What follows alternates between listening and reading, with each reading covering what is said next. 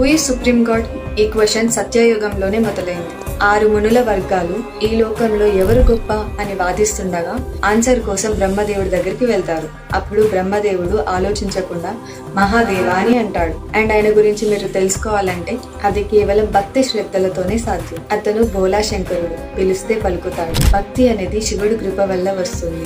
అలాగే శివుడి కృప కూడా భక్తి వల్లే లభిస్తుంది. శివుని చేరుకోవాలంటే 3 మెయిన్ ప్రాక్టీసెస్ చేయాలి. అవి శ్రవణ, కీర్తన అండ్ మనన. శ్రవణ, శివుడి గొప్పతనం, శివపురాణం వినటం. కీర్తన, శివుడు గురించి మాట పాట పాడటం, శివుడిని భజించటం. మనన, ఎల్లప్పుడూ శివుడి గురించి ధ్యానించటం. ఇవి శివుడిని చేరుకోవడానికి కాదు, నీ గోల్ ని చేరుకోవడానికి కూడా యూజ్ అవుతాయి. నువ్వు చేయవలసిన వాటి గురించి ఎల్లప్పుడూ అప్డేట్ లో ఉండటం, విచ్ ఇస్ శ్రవణ. నువ్వు తెలుసుకున్న వాటిని వేరే వారికి బోధించడం, విచ్ ఇస్ కీర్తన. నీ గోల్ ని పదే పదే గుర్తు చేసుకోవడం, విచ్ ఇస్ మనన.